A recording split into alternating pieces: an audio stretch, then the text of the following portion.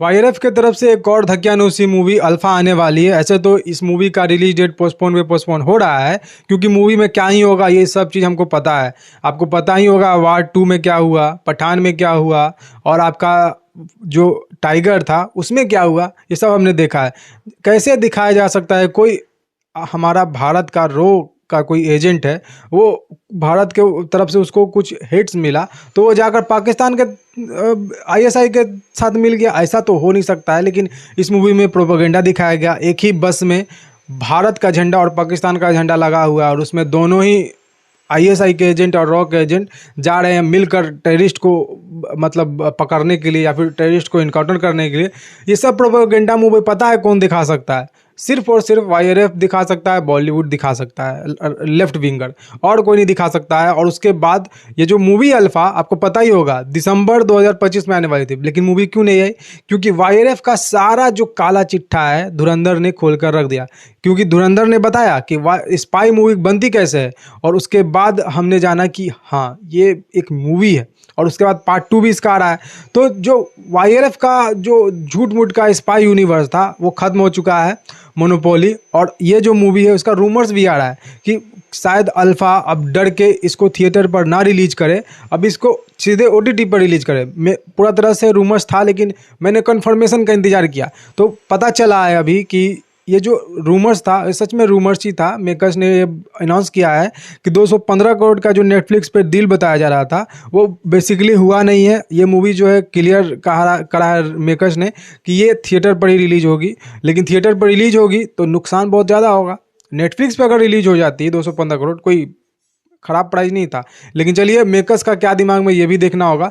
लेकिन आपको ये चीज़ तो पता होगा दिसंबर में मूवी आ रही थी तो मेकर्स ने क्या कहा था कि पूरा तरह से बीएफएक्स यूज अच्छा नहीं अभी डाला गया है, बीएफएक्स अभी काम क्लियर अच्छा से नहीं हुआ है, इसीलिए मूवी जो है पोस्टपोन हो रहा है।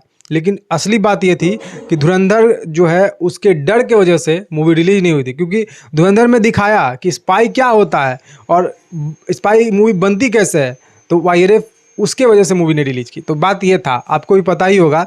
अब इसमें देखिए कौन कौन से कास्ट होने वाले हैं। अब बताया जा रहा है कि आलिया भट्ट सबसे अच्छी इसमें एक्ट्रेस है बॉलीवुड की। मैं नहीं मानता हूँ, ना ही सरवड़ी को मानता हूँ, तो इसमें दोनों ही हैं।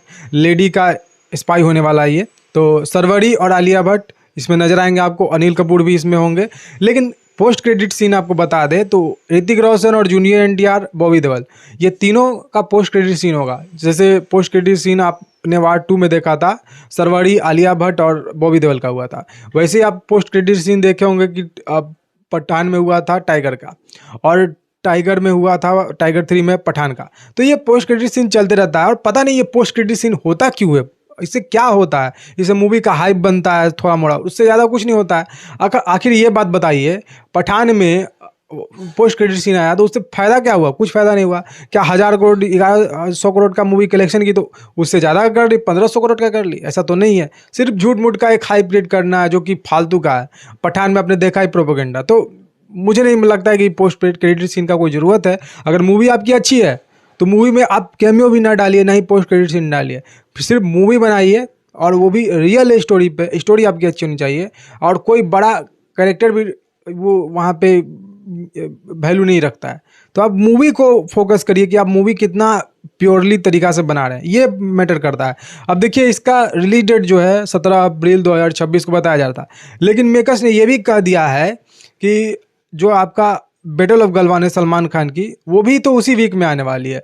शायद से 10 अप्रैल या 15 अप्रैल ऐसी कुछ है जो बैटल ऑफ गलवान आ रही है। धुरंधर की वजह से वो पोस्टपोन हुई थी, क्योंकि आपको पता है सलमान खान की एक भी मूवी ईद के दिन ना, ऐसा नहीं हो सकता है। तो इसलिए वो जो है धुरंधर की वजह से, धुरंधर 2 की वजह से, टॉक्सिक की वजह से पोस्टपोन की थी बैटल ऑफ गलवान। तो बैटल ऑफ गलवान भी उसी वीक में आ रही है।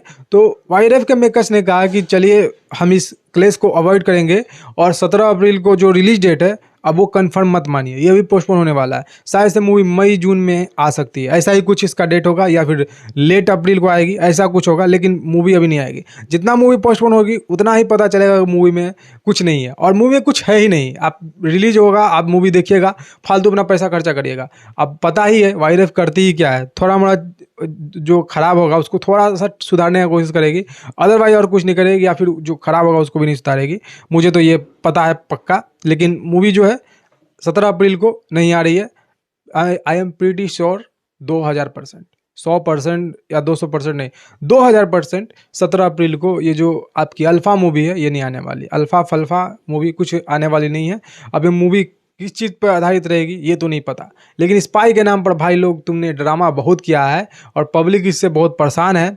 और पब्लिक को स्पाई अगर देखना है सच्चा तो आप धुरंधर देखिए, धुरंधर 2 आ रही है। तो ये सब स्पाई है, असली स्पाई है। देश में क्या हुआ, कैसा आतंकवादी हमला हुआ, कैसे हमारे देश के ही कुछ लोग उसको मदद किए, ये सारे कुछ को दिखाने का हिम्मत है तो आप मूवी बनाइए।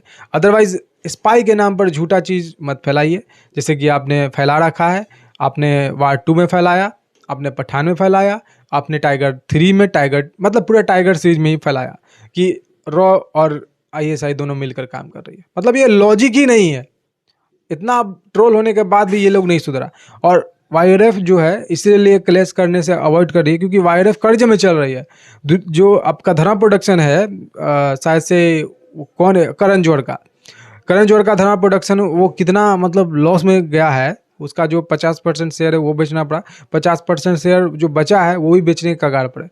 तो इस चीज़ की वजह से अवॉइड कर रही है ये जो प्रोडक्शन कंपनी है। अदरवाइज और कुछ नहीं है, मूवी तो बेकार है ही हमको और आपको पता ही। फिलहाल आज की इस वीडियो में इतना ही। अपना बहुमूल्य समय देने के लिए धन्यवाद। जय हिंद, वंदे मातरम, जय श्री राम।